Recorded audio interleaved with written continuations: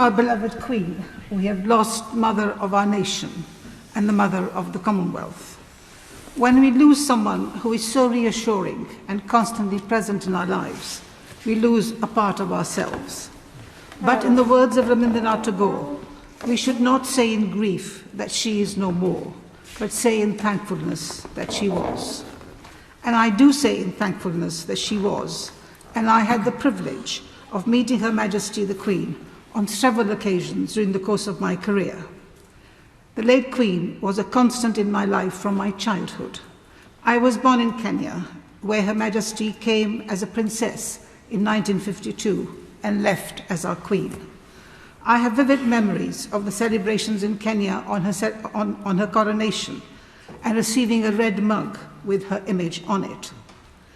Little did I know then that I would have the privilege of some very close and memorable encounters with Her Majesty, and she would become an inspiration from whom I would learn so much just by observing her in action.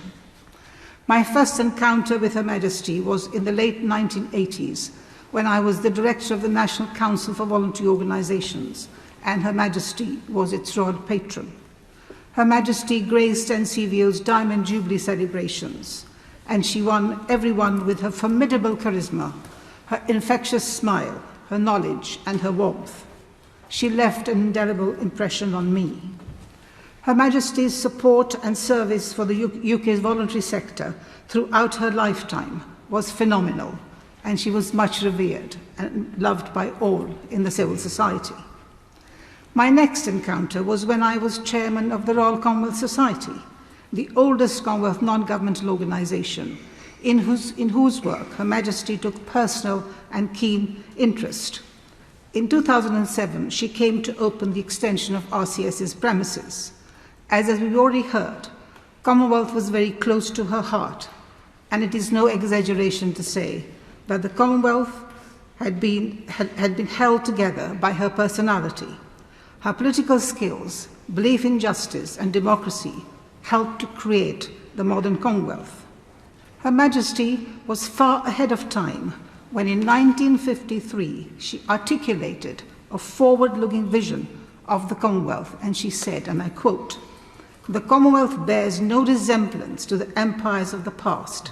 It is entirely a new conception, built on highest quality of the spirit of man, friendship, loyalty, and desire for freedom and peace.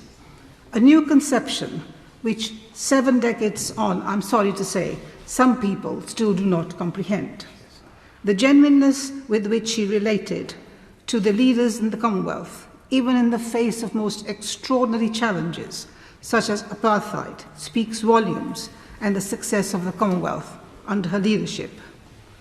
And when I was appointed the inaugural chair of the Judicial Appointments Commission, to my great surprise, I was invited to lunch with Her Majesty and Prince Philip.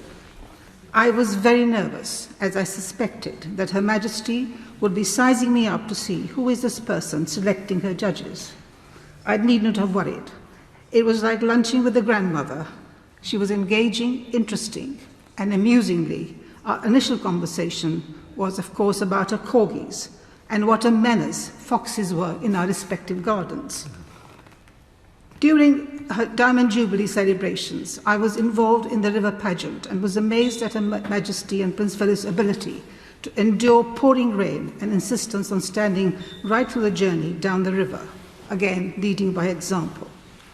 And in 2017, in opening the doors of the Buckingham Palace to launch UK India Year of Culture for the British Council and allowing projection of the peacock on the face of the palace, Her Majesty displayed her generosity and graciousness, but above all, the force of soft power.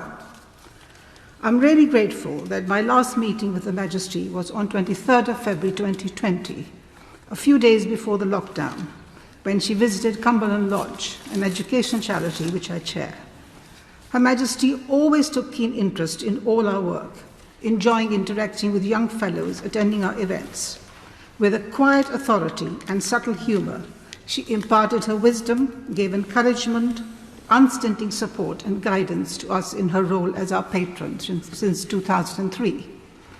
Over the last 2 days, we have heard heartfelt and moving tributes about the late Queen's selfless service and how steadfastly Her Majesty kept her promise, made 70 years ago, and carried out her duties with humility, grace, dignity, wisdom, compassion, and humour, without putting a foot wrong.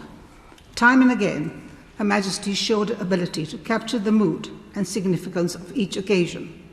She was the balm in difficult times, calming, uniting friend and foe, and treating everyone equally. Her Majesty coped with difficult times with fortitude, repositioned the monarchy with skill and with subtlety, managed change and yet maintaining continuity. There is much we can learn from her. She will remain for me an extraordinary source of inspiration, and the best way we can honor her memory is by emulating how she conducted herself and living the values she cherished.